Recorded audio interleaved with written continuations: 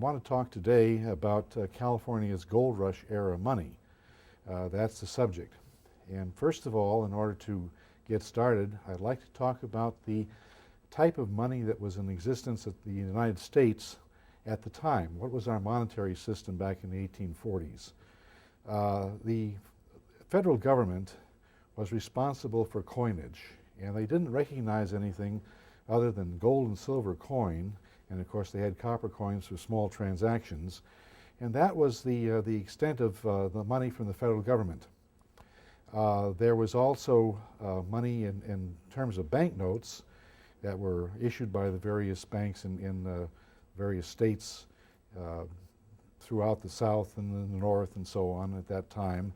And these banknotes had fluctuating values depending upon how far the bank was from the place where the money was existing. The notes might be discounted.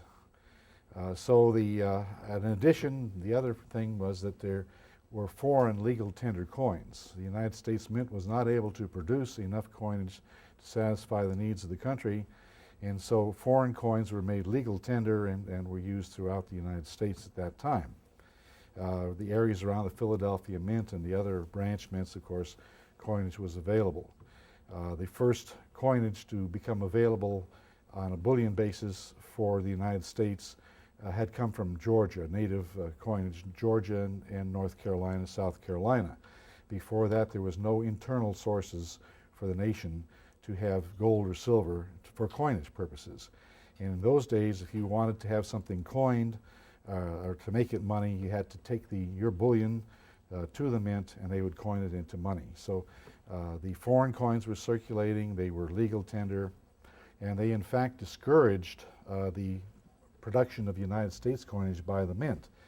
And what had happened was that the foreign coins were given a certain value by the government, so many dollars per whatever, $16 for an 8 scudo piece or whatever it might be. And as long as they circulated, they were held at that value. But if they were taken and melted, sent in for melting to the mint, and if there was any wear on these coins, there was a loss to the depositor. So this encouraged the circulation of legal tender foreign coins and discouraged the production of coins by the United States mints. So the banknotes had their own problems. I say it depends how far they away they were from the source. If you were in Kentucky and you had a banknote on a bank in Tennessee, you didn't have any idea whether that bank was any good or not, whether they were in business. And they attempted to solve that problem by issuing weekly lists saying these banks are good, their notes from these banks are good. But on occasion, it was known that they would bribe the people who made the lists, and the bank had gone out of business, and they were listed as good, and they weren't good. They were out of business. And these banks, some of them didn't even exist as banks. They issued notes just to circulate them wherever they could and bring in money, and it was a complete scam. So that was the monetary system in the United States at the time. The federal coins, the legal tender foreign coins, and banknotes. Now, coming out to California, we got into a different situation. First of all, we had the biggest discovery of gold possible.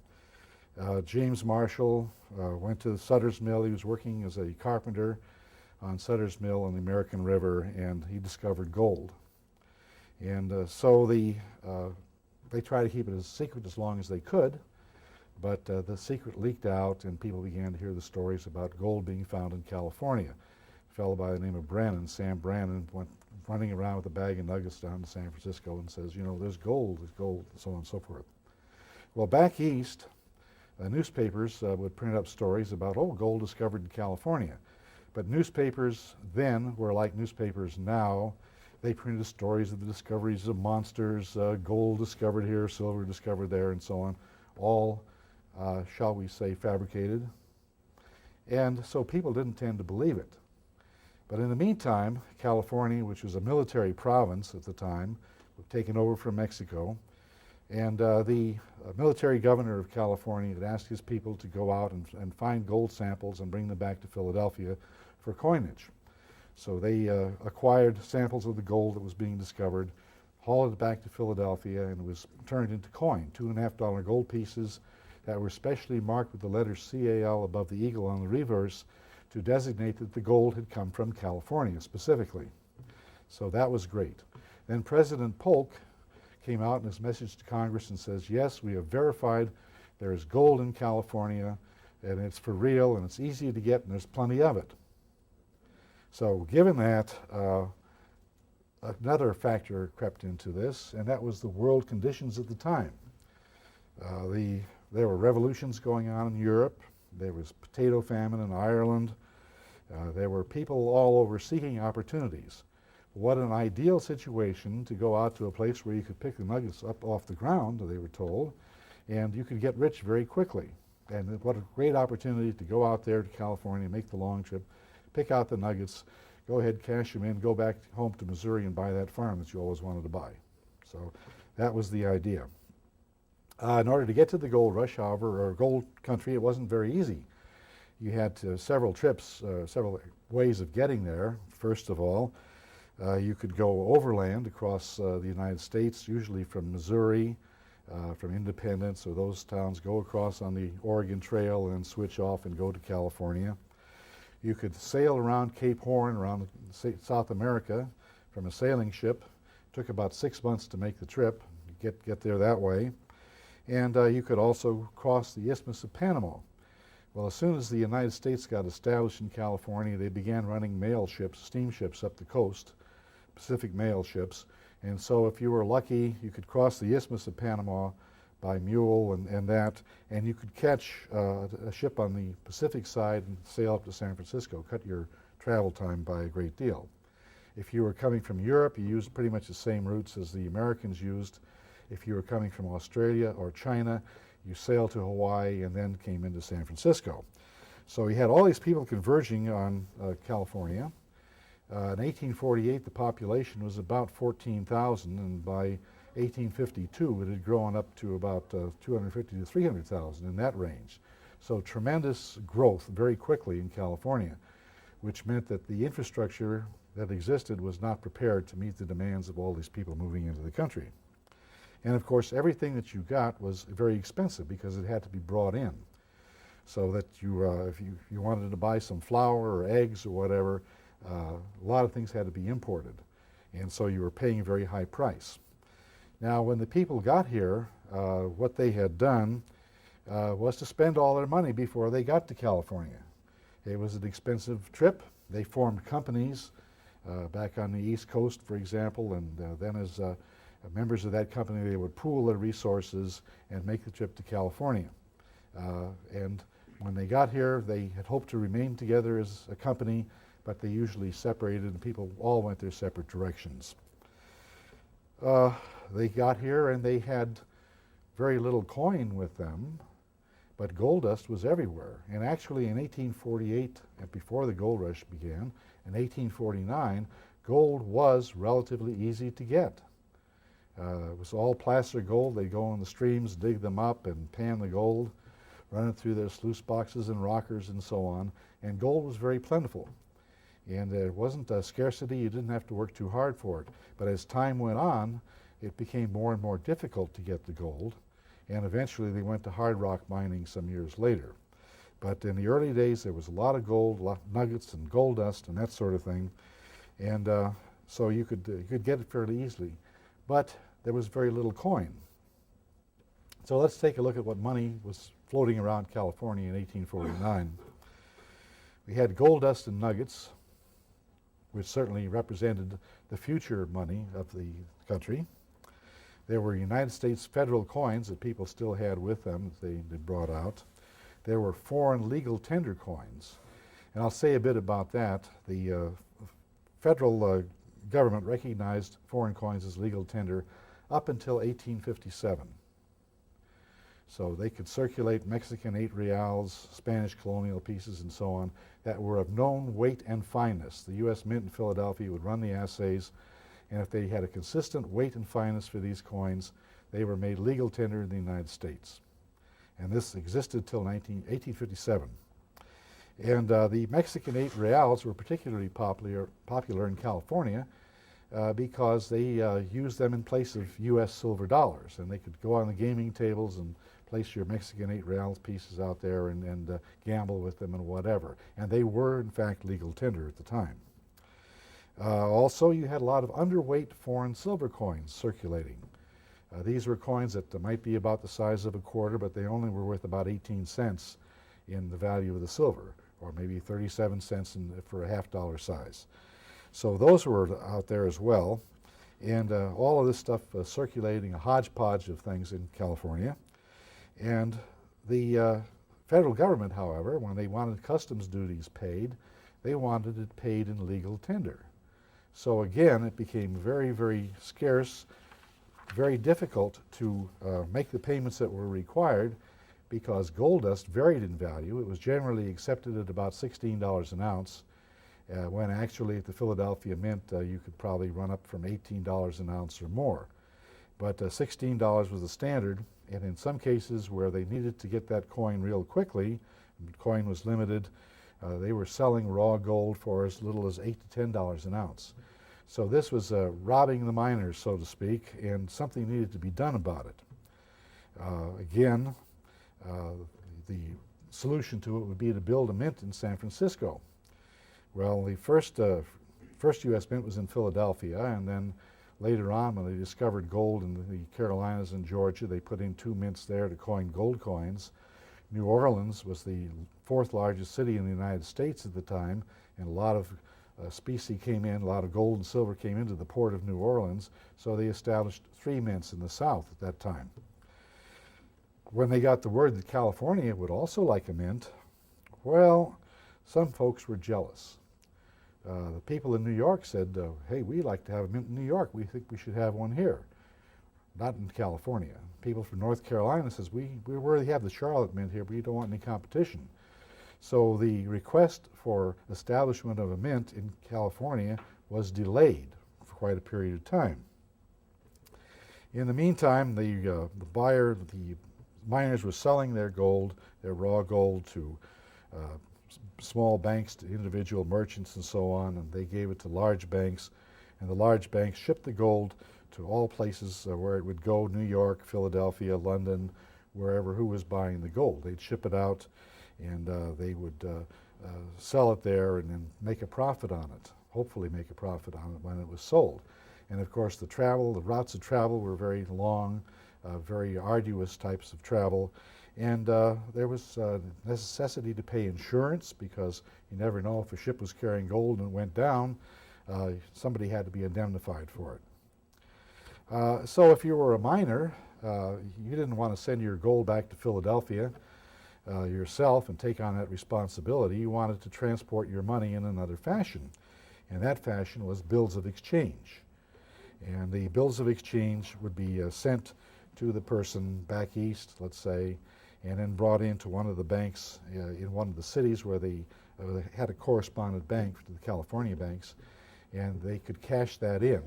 Some were cashed at site, or others you had to wait for a period of time, but eventually you get your money. And came in 3 parts. The bills of exchange came in 3 pieces, and whichever one arrived first was paid, and the rest were discarded.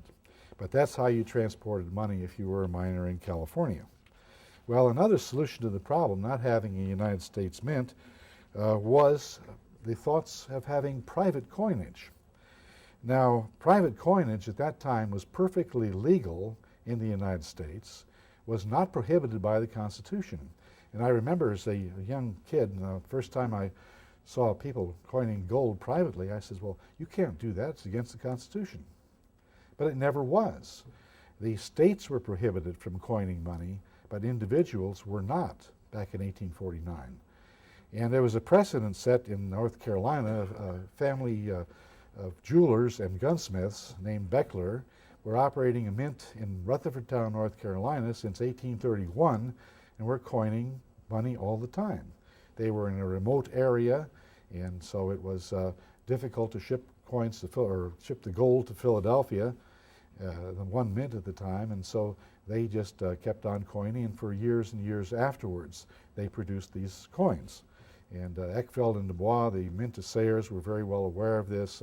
Their book, Manual of Gold and Silver Coins of All Nations, came out in 1842, and they talked about it. And then later on, they had an update to their books, and they brought in the California pieces and talked about those as well.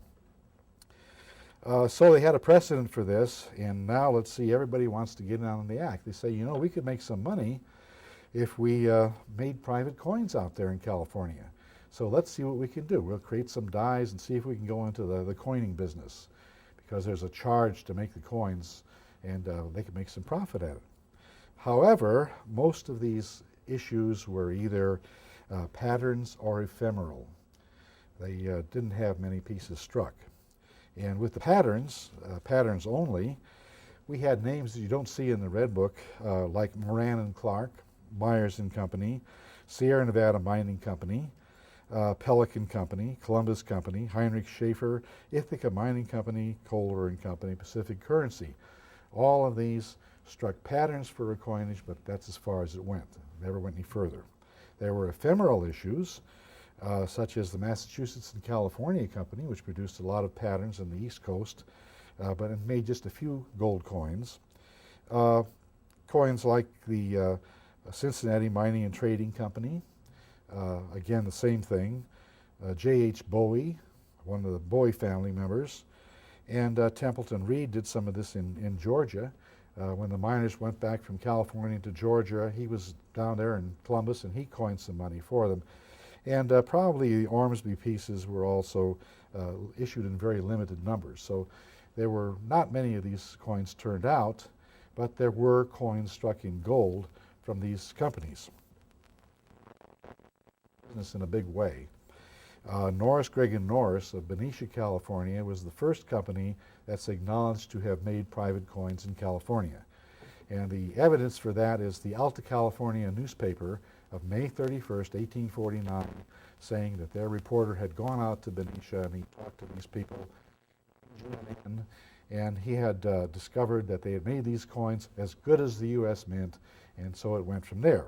Moffett and Company, a large producer of coins, as soon as they could, they got into the business of coining. The Pacific Company made quite a few coins to begin with. The Miners Bank, Ormsby started into it. And then coinage from California gold was made elsewhere, interestingly enough. Brigham Young in Salt Lake City had Mormons coming back from California with their gold that they'd gotten, and they took it to Salt Lake City, and Brigham Young, the head of the Mormon church, had it coined into gold pieces. Also, the folks from Oregon that had been pioneers out there, gone out there early, came down to California to take advantage of the gold rush. They went back to Oregon, and lo and behold, money was coined by the Oregon Exchange Company. There was a big argument up there. The state of Oregon, or the territory of Oregon, was going to coin the things first. And then they decided that, no, that would be illegal because the Constitution prohibits it, but we could have a private coinage, and that's what they did. So they took the California gold and made private coins. Now, some of these issues were questioned very early on. The Pacific Company, the Miners Bank, and Brigham Young were all found to be way below face value as far as the gold content was concerned.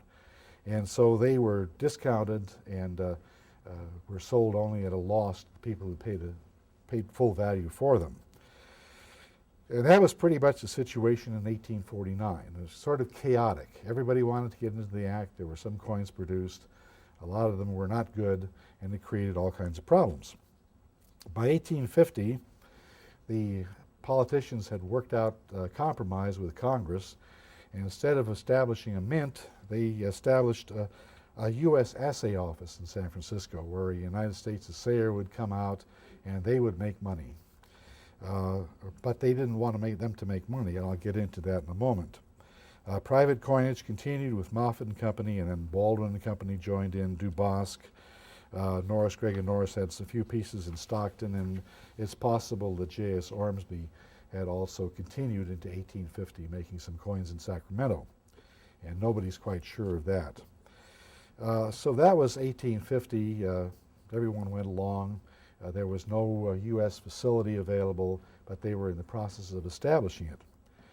Now, in 1851, there were still people in the pattern business, and over in England, they decided that, gee, we'd like to make some patterns for private coinages in California, and they produced two coinage sets of patterns, one for the San Francisco Standard Mint and the other for the San Francisco State of California pieces. In addition to them, Baldwin and Company and Schultz and Company and Dunbar and Company were all coining private money. Schultz and Company is particularly interesting. It was a foundry, and they had worked with metal and they were casting bells and things like that. Mr. Garrett and Mr. Schultz got together and produced coins for one of the California banks. And for those of you in Southern California, if you were to go down in front of the fire station in San Diego, the main central fire station, you would see a bell that was cast by Garrett's foundry. So a kind of an interesting connection between the modern day San Diego and the coining company of 1851. The U.S. Assay Office was established and began coinage February 1st of 1851, and they were run by a private company. The federal government contracted with Moffett and Company, which was a trusted producer of coins, and the private company operated the United States Assay Office.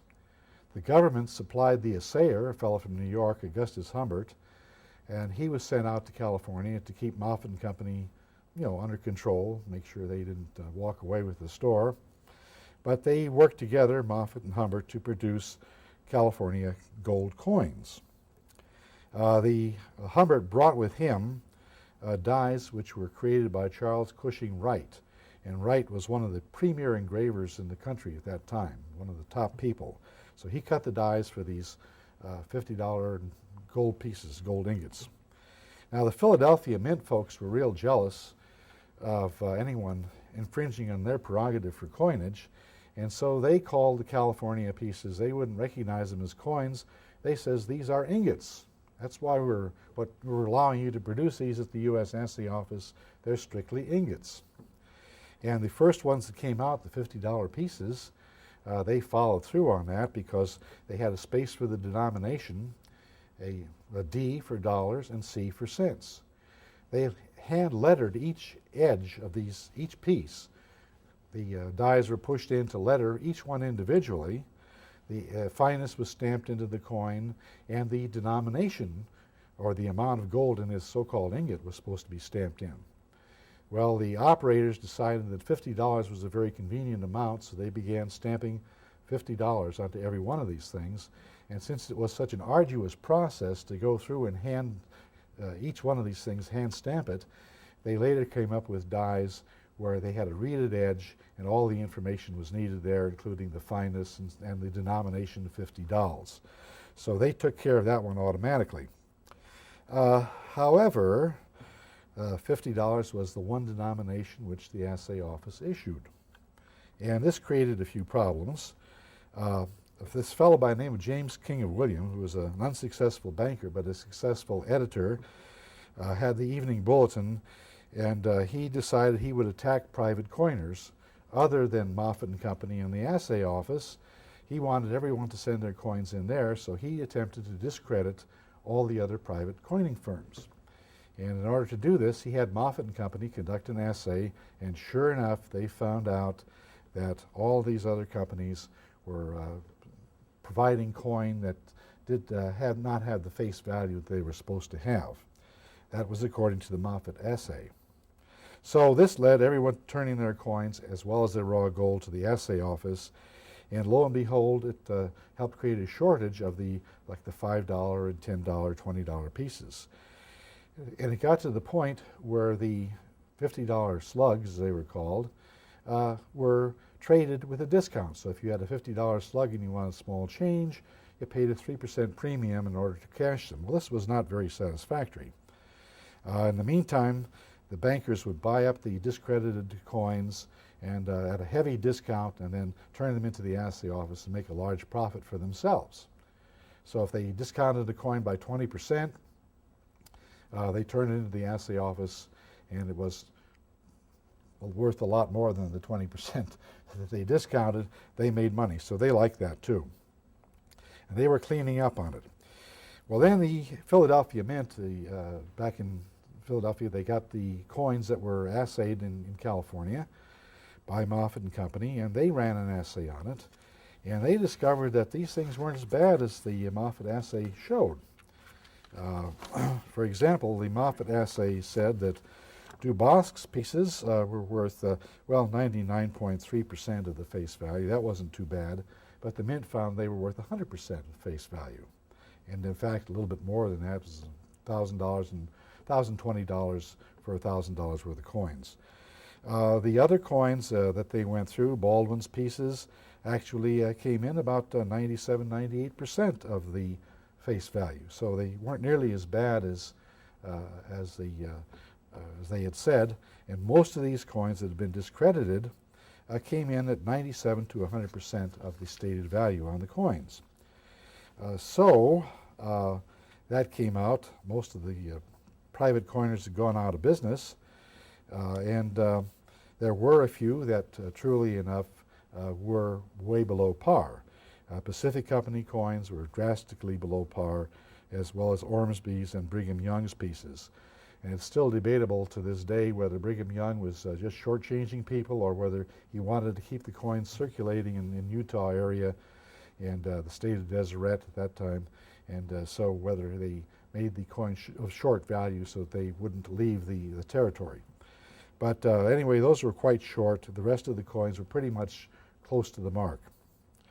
Moffett and Company went ahead when they had the shortage of coins, and they just said to the federal government, let us coin 10s and 20s. We want to do this. So that was the end of the year 1851, and coming into 1852, the permission, first of all, came to strike smaller coins.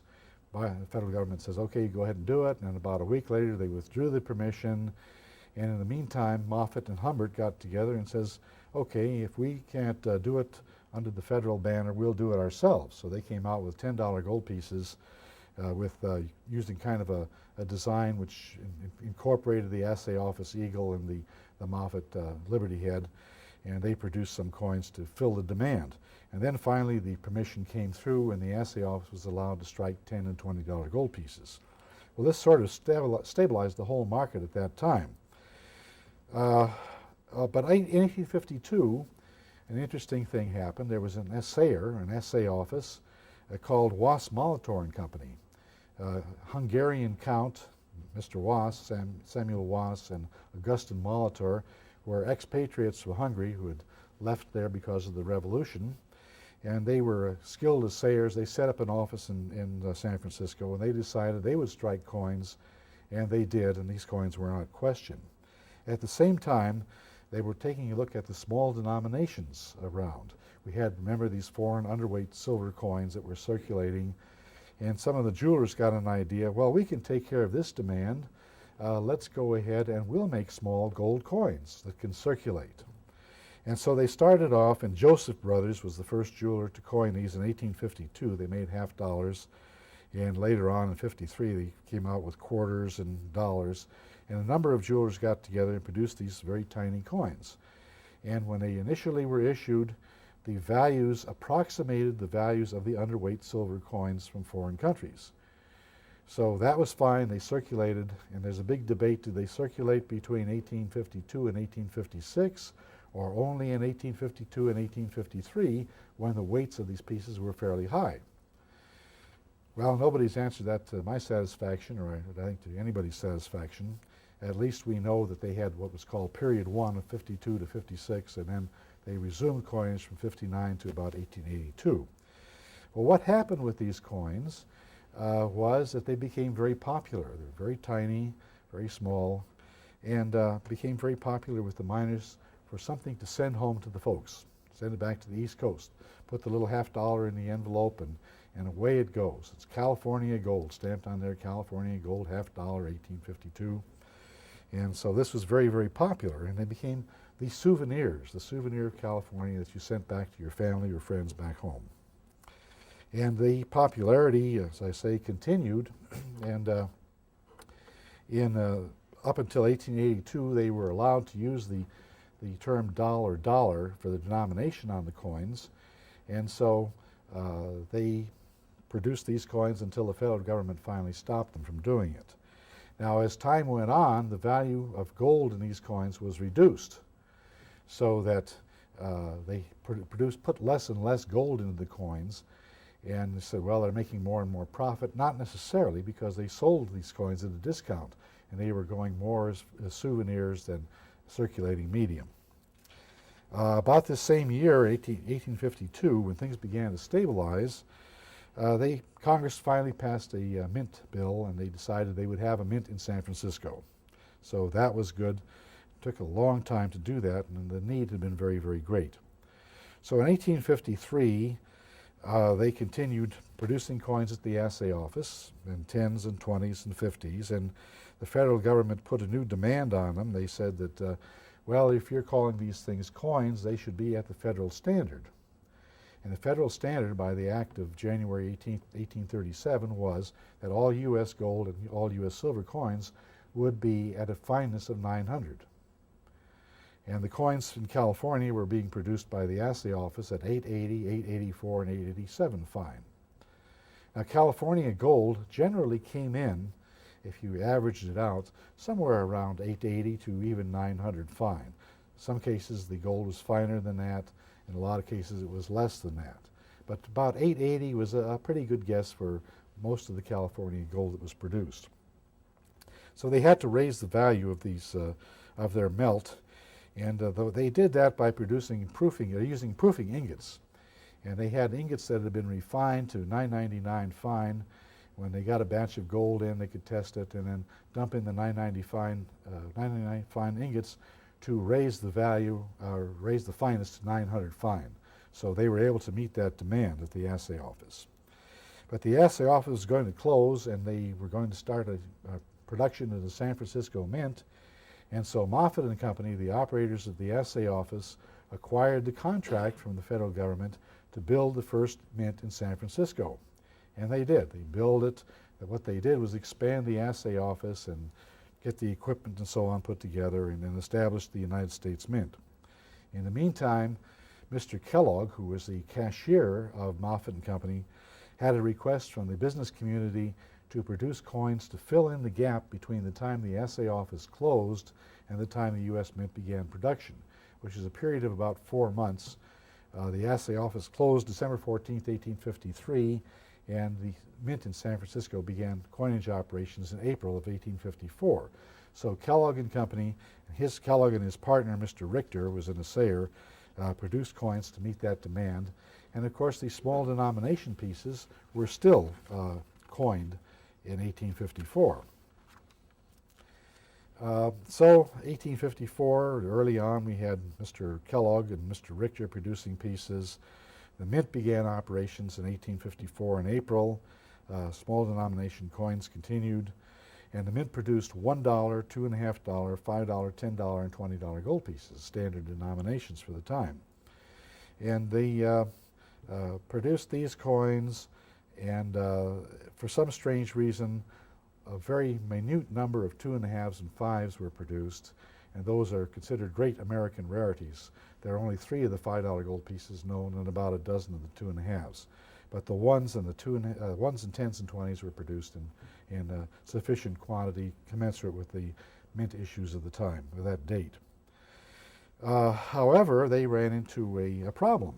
The mint ran out of refining acids, and they were required to produce coins of 900 fine, and they couldn't do it. This is in 1855 now.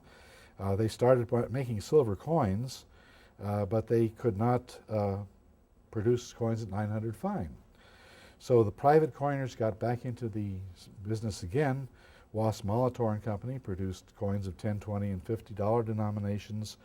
Mr. Kellogg partnered up with Mr. Humbert, the former U.S. assayer. They produced $20 coins and a $50 presentation piece. Small denomination coins continued. The U.S. Mint struck their first silver coins, quarters and half dollars, and then they issued $3, $5, $10, and $20 denominations in '55. So that was the production of the San Francisco Mint, and they still had private coiners in business as a necessity. Another thing the private coiners offered was faster service than the Mint.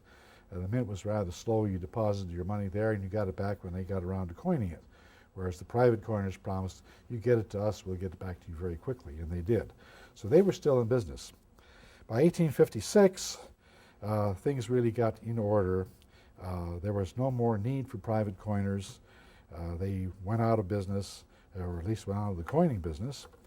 And the small denomination pieces were still coined. It's doubtful if they were needed that much in the community, but they were still coined that year, and then after that the cessation of the small denomination coinage. Now let's take a look. The other side of the coin, the other side of the money business was paper. And we had, at the beginning, exchange houses, banks, and express companies. The exchange houses loved to sell these bills of exchange because they felt they were making a profit on it. There were banks, although there were some problems with California, I'll get into that. And express companies had a banking function that would go along with it. So they were buying gold and silver and that sort of thing, or rather gold, transacting gold stuff, but they were in business of expressing gold from one place to the other. Initially, merchants served as the bankers, and a merchant who served as a banker had a safe where the miner could take his gold and leave it there and have it under lock and key. Then we got into the banking business. Well, the Californians were very much against paper money and banks and so on.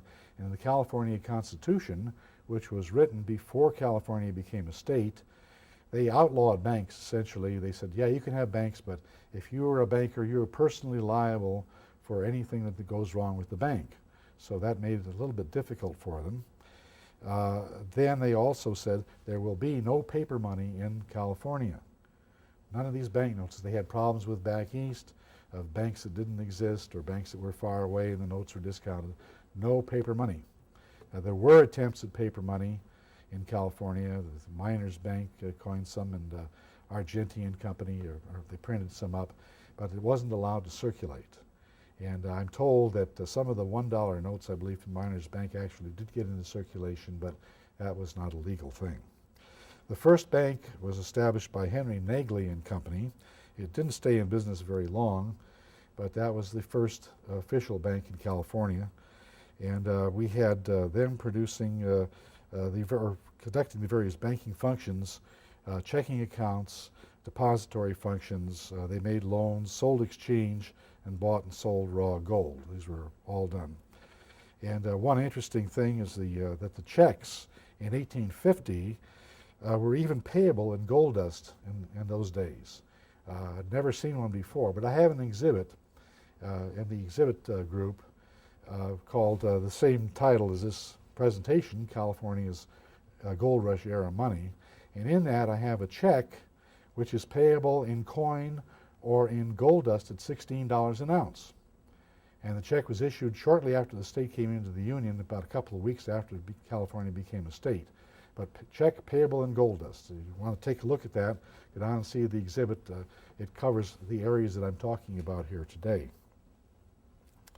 The express companies performed banking functions, but they did not have savings accounts, so they weren't true commercial banks.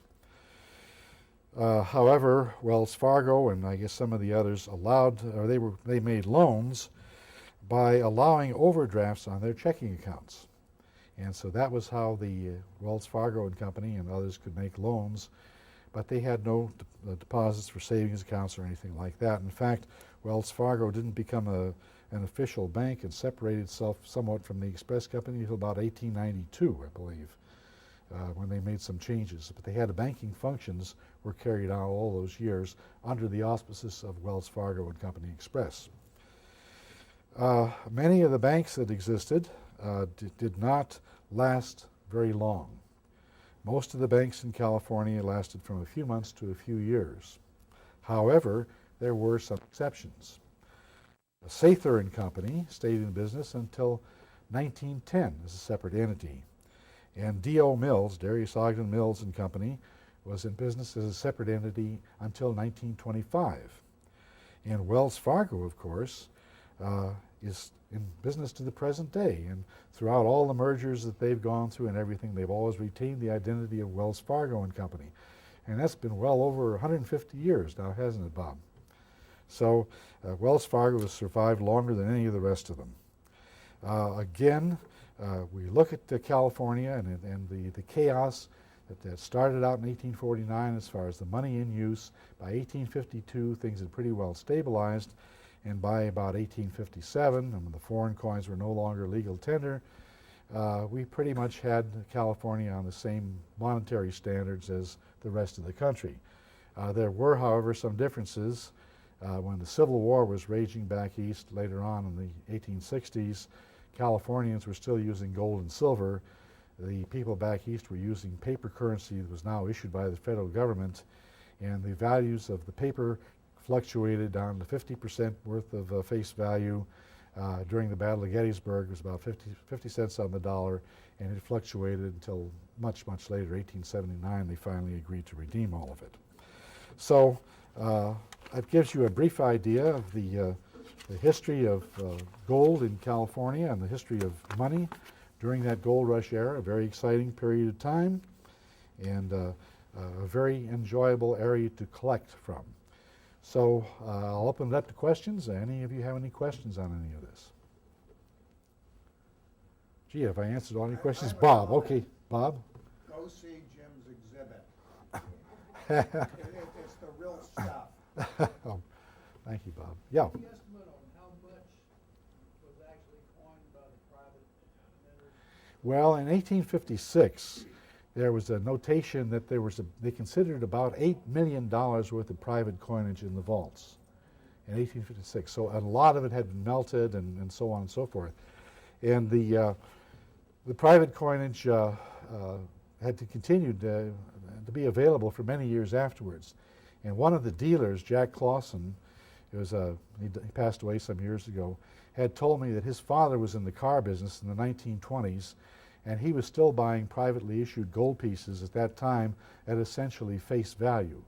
And people felt that they, should be discounted because they weren't U.S. coins, and if people paid a premium, that was fine, or even cashed them in face value. So back in the 20s, that was the thing.